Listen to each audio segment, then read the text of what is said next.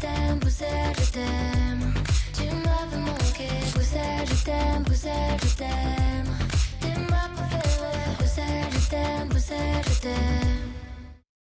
Hello and welcome to Brussels, my love, our weekly talk show from the heart of Europe. I'm Stefan Grobe. Thanks for tuning in. Coming up today, the presidential race in the United States that just 1 month ago appeared destined to be a grinding matchup between two aging and unpopular men has suddenly been transformed. By dropping out of the race, albeit reluctantly, Joe Biden did what Donald Trump would likely never do, putting country over his own aspirations. Will now Kamala Harris provide the Democratic Party a boost of energy that lasts until November? And Ukraine's third summer in the trenches. As the exhausted country is stuck in a war of attrition, Western military support does not seem to be forthcoming in a way that would change the situation on the battlefield. In addition, Hungary's self-declared peace mission is annoying the rest of the EU and acts as a spoiler. How reliable are Ukraine's European allies for the war effort? Let's discuss these questions with our guests today. Matthew Robinson, Director of the Euro-Gulf Information Center in Rome, Kate Bolongaro, Managing Editor at MLEX Europe, and Jacob Kierkegaard, Senior Fellow at the German Marshall Fund in Brussels and the Peterson Institute for International Economics in Washington. Welcome to all of you. Before we hear your first impressions, let's take a look at what was easily the stunner of the week.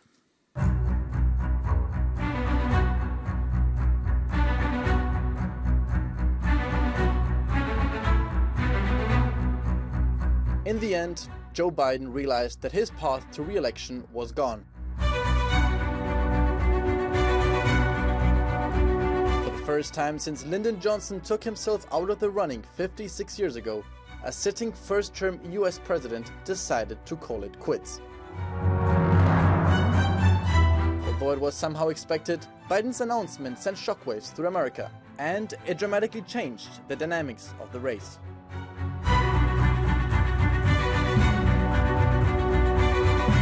It is now looking like a fight between Donald Trump against Kamala Harris, the ex-president versus the vice president, the convicted felon versus the prosecutor. Now it's Trump who's facing the age issue. And Harris, can she spark enough excitement among women and minorities to turn this campaign around? Can she turn the campaign around? Can she turn the polling trend around? Well, I think that's the big question on everybody's mind. And what we've seen on a lot of polls is that, she does seem to be able to at least be pulling ahead. She came from this kind of unknown quantity background. There was a lot of, especially here in Europe, a lot of questions of who is she actually, because she hasn't been engaging very much with European officials. And I think that now the question is, can she tap into the strength she has? Because obviously this age narrative that Trump was harping on for a long time with Joe Biden is now going to flip in her favor because she is quite a bit younger than Donald Trump. So I hope that she's, it's going to be really interesting to see what kind of narrative will surround her going forward. Yeah, Jay, it was amazing to see how quickly she got the party and the party's top brass behind her. She was on the phone for 10 hours on Sunday, apparently. Where have all the doubts gone about her? Or have we all underestimated her? Oh, necessity. I mean, it's very clear that Biden he did what the party establishment wanted, but then he pulled a fast one on them by basically anointing her his successor right away. I mean, clearly people like President Obama is seemingly not on board with that. But the party realistically doesn't have much choice, in my opinion. They need to reunite. They need to push her as a candidate and hope. I mean, I think that ultimately this election is going to be sort of decided by this category. We call them the double haters. They don't like Trump and they didn't like Biden. So the challenge for Harris is to, be the last man standing and just be likable enough, as they used to say about Hillary. Right? Yeah. Matthew, the timing, Biden's timing was absolutely perfect. Right? He waited until the end of the Republican convention on a Sunday afternoon with a tweet, basically. No pictures of him, no pundits could get in. He might be old, but he's still he's still sharp. It was a quiet announcement from his luxurious beachside estate in Delaware.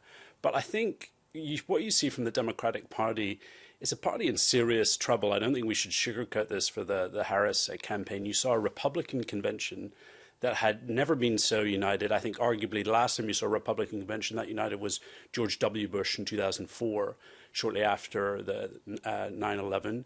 You see the Democratic Party, the Dems, in complete disarray. And you see a vice president who arguably, if Kamala Harris had to go through a primary campaign per usual, she would have seen serious challengers. This has been a coronation. You've had leadership of the Democratic Party, whether it's Chuck Schumer, Nancy Pelosi, former President Clinton, all start to rally behind you. It looks arguably, I think she is the presumptive nominee, short of any surprises in a few weeks at their convention in Chicago. But if you look at the polling, yes, there's been a slight uptick, but the vice president still trails in every single swing state apart from Virginia. This is going to be an upward climb for the Democratic Party. They've got themselves into this awful mess, and I think it's definitely advantage Trump. And I think that if Kamala Harris can try and surprise some people with an interesting running mate pick, which could come in a matter of days or weeks, maybe she can see a bounce from that. You talk about unity of the Republican Party. That's what happens if you're in a cult, right?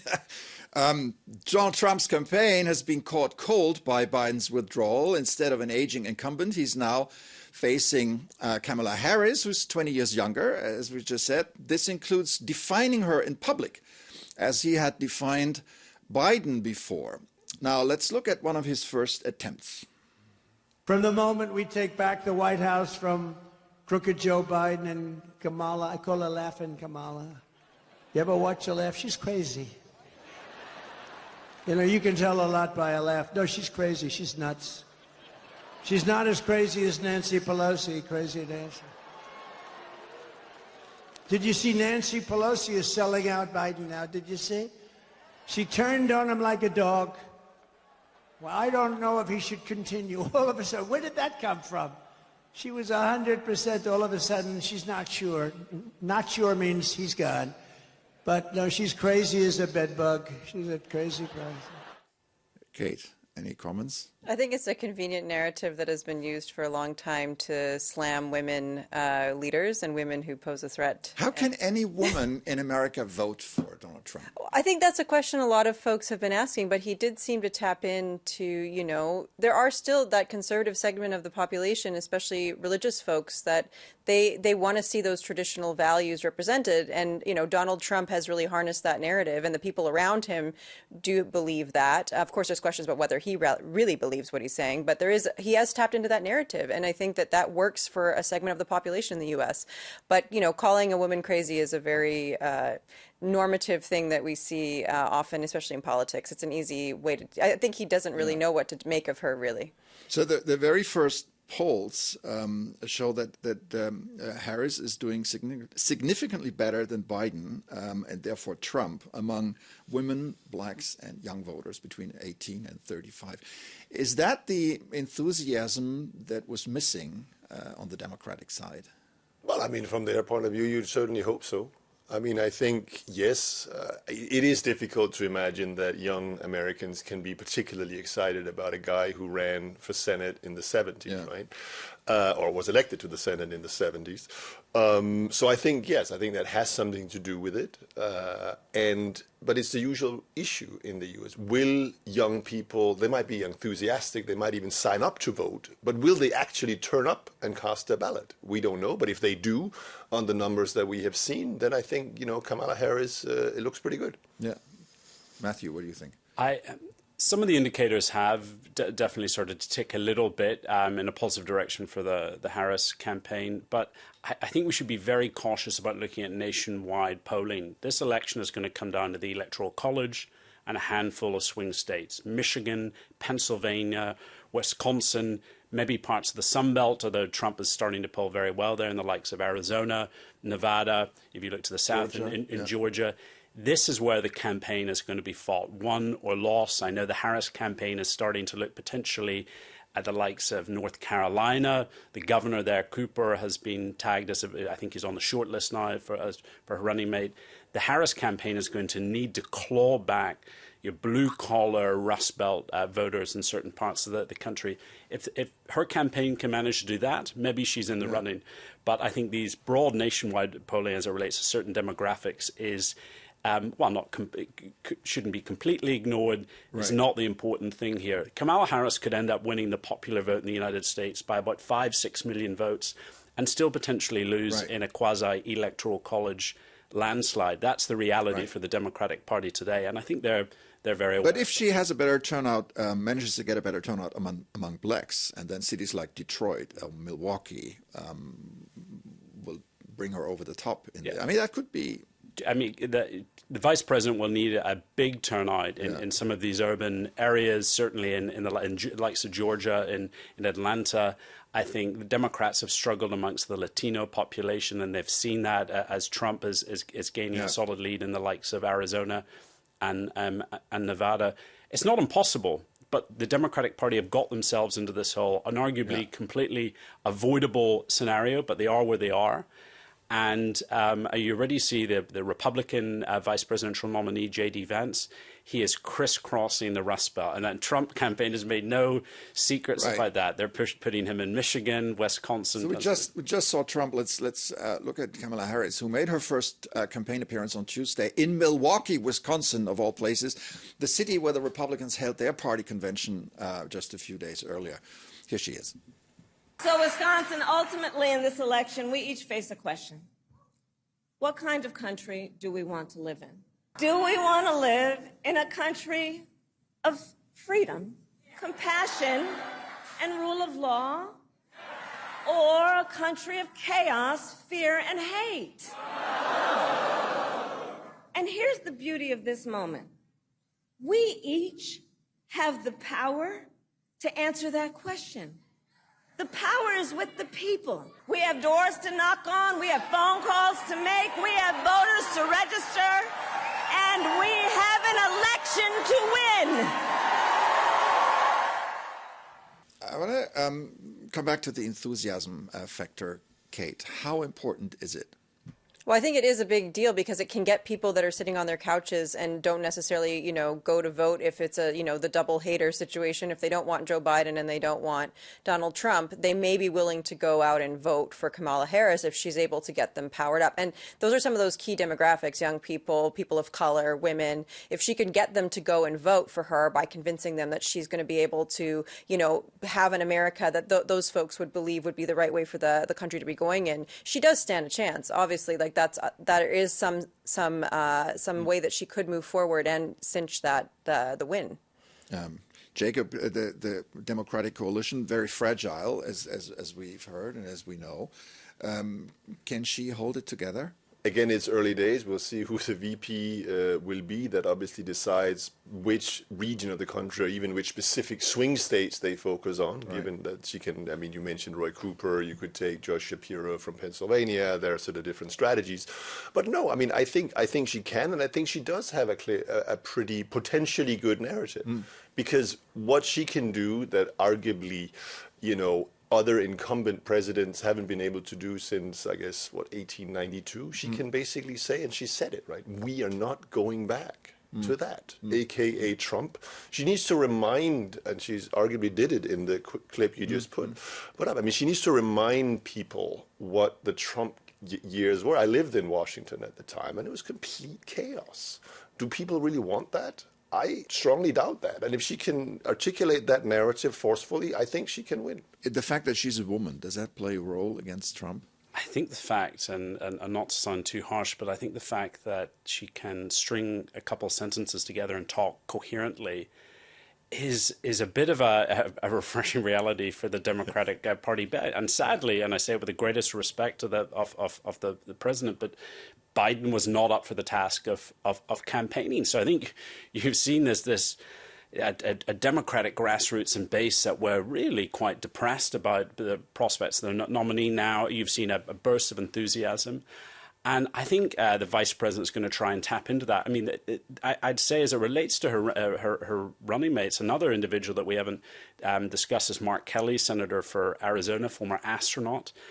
His wife, interestingly, former Congresswoman Gabby Giffords, was the victim of a horrific gun violence crime that had left her. And certainly that will play into the campaign as Trump tries to play onto the assassination attempt. So that's a sort of somewhat of a dark horse, but certainly on the short list. Let's turn our attention to her foreign policy stances. Just an hour after the nomination, the quasi-nomination of Kamala Harris, the EU foreign ministers met in Brussels for a routine meeting. Naturally, they were asked about the events in the USA, and here are some of their answers. Biden did a great job for many, many years. It was a courageous decision. Kamala Harris, who will take the lead now for the Democrats, it's a woman. It's a strong woman, and I wish her all the best. Well, the Americans have to decide. I don't want to interfere.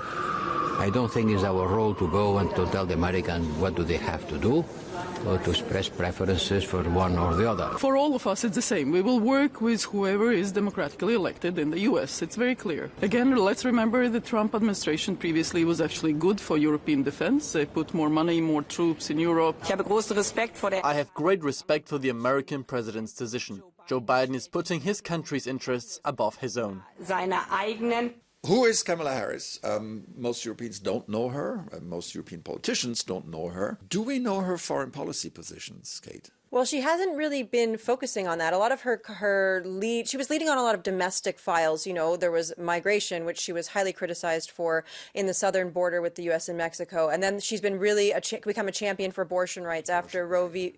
Wade was thrown out. So she has focused a lot on domestic issues, and Biden has really driven that foreign policy agenda. And he sees it as his legacy at this point from what we're seeing. You know, he wants to focus on what's going on in Ukraine and Israel. So I think Harris hasn't actually had the opportunity to really flex those foreign policy muscles.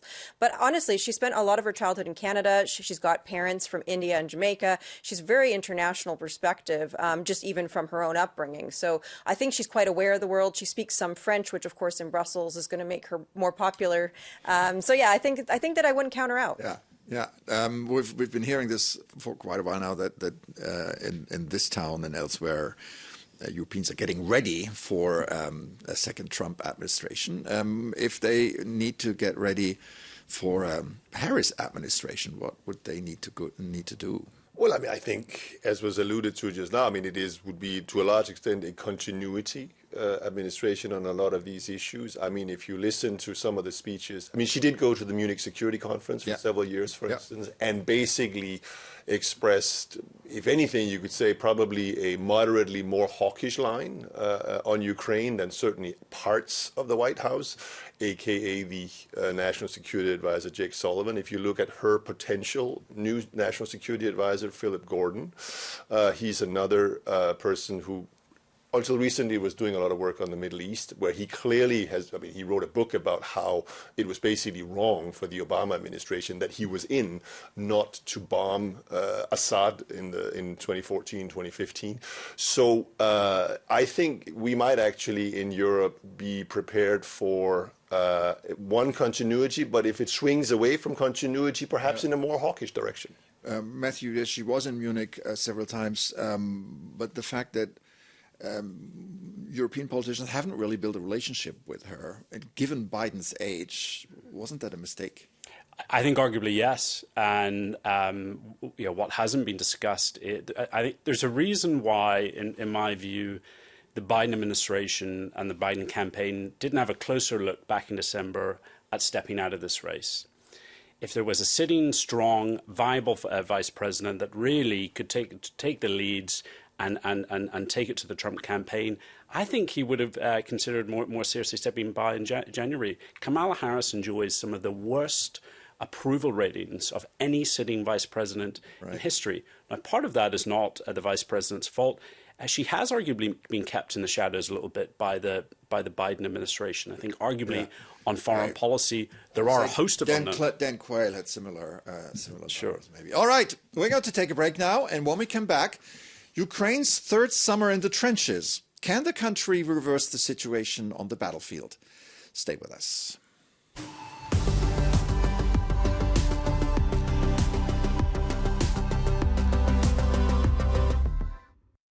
Welcome back to Brussels, my love. I'm Stefan Grobe, and my guests are still Matthew Robinson, Kate Bolongaro, and Jacob Kierkegaard. Between now and fall, Ukraine is expected to battle Russian advances along a 1,000-kilometer front line, hoping recently supplied Western weapons will help hold back Russian forces. But Kiev's increasingly bigger concern is of political nature. Ukraine has to navigate a delicate diplomatic landscape, balancing Western unity with a push for peace talks on its own terms. Viktor Orban's trips to Moscow and Beijing are seen in Ukraine as an attempt to undermine Western unity and to weaken or even end military support. The rest of the EU is still united in its opposition to such a stance, but for how much longer? So, what's next, Jacob? Can Ukraine survive the Hungarian presidency and the US elections in November? No, I think they can. I mean, I think in military terms, I would actually argue that Ukraine probably earlier this year passed the trough, if you like. I don't think there's a risk that they in the future will run as low on artillery shells, for instance, as they did. We're seeing, obviously, the ever-rising importance of drones. The key figure here is that 90% of drones used in Ukraine are domestically produced. We're starting to see Western arms producers set up production facilities in Ukraine. So from a military point of view, they need to keep doing what they're doing, which is to kill as many Russians and destroy as much Russian equipment as possible. That doesn't mean hold on to every strip of land. Yeah. So it's actually an advantage for Ukraine if Russia, for political reasons, keeps attacking. I mean, you have probably seen the latest numbers from the UK Defense Ministry, where they are now estimating, and these are not Ukrainian numbers, these are British intelligence or NATO numbers. Yeah. They're talking about Russian losses on average in the last couple of months of 1,300 men a day. How about the EU position? I mean, Hungary is still blocking. Now they have the presidency. Was Borrell right to sabotage, to boycott the meeting, council meeting, Kate, in Budapest next month? Well, I think he was quite clever. I mean, he found a way to, try to strike back at Hungary in a visible way, but without being, because there's only so much that they can do here at the EU, and they're obviously Orban has tried to assert that role abroad. And, the reception obviously was quite well with Putin, and, Putin was happy to have him there. But, the EU was not happy with him. But I think that it really goes to the crux of the matter that the EU sometimes struggles to take a tough stance when a member state does something that, the Club of 27 doesn't agree with. And so I think that it was a clever way of Borrell trying to show some strength without entirely undermining the EU system, which is, the presidency. Borrell said something else this week, Matthew, following the Foreign Affairs Council, which promptly made headlines. Here it is, and then get to you. Putin wants to put Ukraine into the darkness and the cold. And that's why the coming 2 or 3 months will be crucial. And we don't have time to wait before the winter arrives. I asked ministers to start mobilizing now to provide more power generation capacities to Ukraine. Contributing to the Ukrainian Energy Support Fund is also needed. To remind there is an aggressor and an aggressed, that Ukraine is defending, and we are supporting Ukraine on defending itself. Matthew, the Russian attacks on, when he's talking about the power grid and the thermal power plants, is that a new escalation of warfare? Yeah, I mean, I think you're seeing the Russians are trying to get as creative as they can, but I think we've framed this entire debate in the wrong way. The end game here is a peace, and a sustainable peace. And I think we've framed it in a correct way, either continued war or peace on Russia's terms and concessions on the Ukrainian side. I think we need to start to think more creatively about a peace on Ukrainian terms. And yes, it was welcome if you look at the NATO conference in Washington, certainly in advance, arguably, in some of the spending commitments that they'll see Ukraine well through 2025, maybe in part safeguarding on a potential Trump White House. But I think we have to tread very carefully. I think Orban's decision to unilaterally meet with Putin was a mistake. But equally, I think it's a mistake on the part of some, both, and you've seen it in the newly elected parliament here, the council, on boycotting aspects of the Hungarian presidency. I think we need cooler heads here. I think it's right that spending is maintained for now. But I think in the long term, we need to start thinking about peace on Ukrainian terms, because whether Trump wins this election or not, be under no doubt, the US Congress controls money and appropriations as it relates to the funding in the Ukraine, and even in a potential Kamala Harris presidency, there's a good chance the Republican Party is still going to hold control of the House of Representatives, wins back the Senate, and you could already see squeezing potentially on Ukrainian spending. That's just the legislative reality of where I think this conflict is going. Borrell also said that if it comes to peace plans, the EU's position is the Zelensky peace plan. It's about 10 or 12 points or something. And among them is the total withdrawal of Russian troops and the prosecution of war crimes. How can we achieve that? Peace on Ukrainians. You have to militarily defeat Russia. It's very simple. I mean, that's what it means to continue the war. It's basically to convince Vladimir Putin to withdraw Russian troops. Now, the Ukrainians have ways in which they think, for instance, if they believe they can isolate Crimea, they have now bombed all the ferries. They have clearly forced Russia to withdraw its navy. We will see whether they're able to destroy the Kerch Bridge. But if you can isolate and basically put Crimea under siege, well, maybe Putin will change his mind. I don't know. But I mean, this peace plan is only feasible if you militarily defeat Putin. You're not going to get him to stop by sitting down with him unless that happens. Right.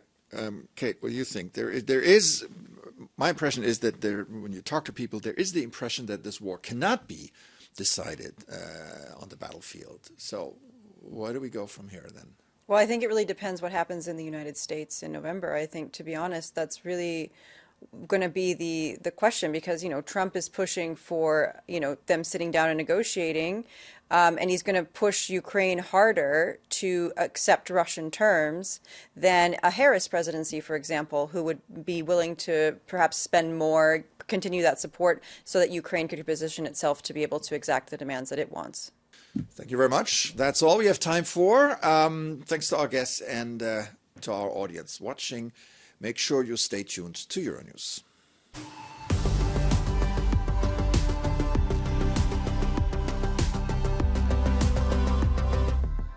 Welcome back to Brussels, my love. I'm Stefan Grobe, still joined by Matthew Robinson, Kate Bolongaro, and Jacob Kierkegaard. The games are on. After years of preparations, it's now time for the athletes to show who is faster, higher, stronger. All this under the official slogan, Games Wide Open. But for some Paris locals, it's rather all closed. Shop owners and cafe operators are angry at the authorities for heavily restricting people's movement and literally fencing them in. Like during COVID, people now have to show a QR code to pass.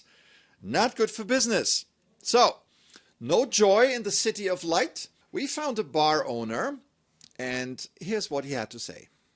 I've just come out of my restaurant, and I realize they have locked me up like a prisoner. I can't get in or out. And as for my customers, I'm forced to close for 10 days because customers can't get in. Look at the barriers they've put up. July is normally the busiest month because there are tourists. But now the tourists can't even get in. They need a QR code. Since this morning, people have had to turn back, and they don't know where to go. People who don't know where to go, that's not necessarily good for business. Have the security authorities overdone it here? Well, I remember seeing the Olympics in Vancouver in 2010, and definitely we weren't dealing with the same level of security threats. You know, France has, had quite a few attacks over the last few years. They are concerned about that. But clearly, this is also having an impact on locals' lives and the ability to move around. You know, going to the Olympics are really an albatross at the end. You know, it really does cost a lot of money for a city, and it does disrupt the life of locals. The tourists love it, but it can really be annoying for folks that are living there. We've been seeing this for quite some time now, that there are less and less cities in democratic countries who even want to put in a bid here because it's so annoying and it's so expensive. That's probably something. Well, we have another Olympics on the horizon in Europe. That's the Winter Olympics. It's in early 2026 in Milan and Cortina. And I was up in the Dolomites just a few months ago. And it was interesting watching that clip because I already heard some of the similar type of narratives from some Italian restaurant and hotel where some of these areas have turned into building sites for the Winter Olympic Games, and they've been already forced to close. I think you're always going to see concerns like this, but we should look at the big picture. This is a huge selling point from a European standpoint. I think it's really important that Paris pulls off, and I think they will pull off an excellent Games. I hope the same for the Italians in the Winter Olympics in the not so distant future. So you're going to get all of this, whether it's Olympics, whether it's major golf tournaments, tennis tournaments, the Euros. Of course, there's going to be local concerns. But where a country and a local authority can put together the money, both public and private, to pull this off, I think the local community needs to rally behind this. We need to look at the big picture. Jacob, your thoughts? This is a bar owner's issue is something that where you could fix that relatively quickly. Yes, maybe he loses business. Yeah. Well, you do a transfer from proceeds elsewhere. There's also other Parisians. Now they can't. But okay, they like the city as it is, and obviously Paris in July is always full, right? I mean, this is kind of perhaps one of the French are always complaining. So always there is that as well. But I mean, I think it is an issue, as you mentioned. Typically the Olympics is either. I mean, this is the third time Paris has hosted it, for instance. But it's also, alternatively, the model is a new country, the Seoul, Beijing, etc., sort of announcing itself on the world stage. That's not the model that you obviously can use in Europe. You need to integrate with the existing local population, and perhaps there are some glitches here and there. But overall, I'm convinced they will pull off great games. Wonderful closing words. That's it for this edition of Brussels, my love. Many thanks to our panel and to our viewers at home. If you want to tell us anything on any topic, write to brusselsmylove@euronews.com or find us on social media. I'm Stefan Grober. Have an excellent week and see you soon on Euronews. Take care and bye-bye.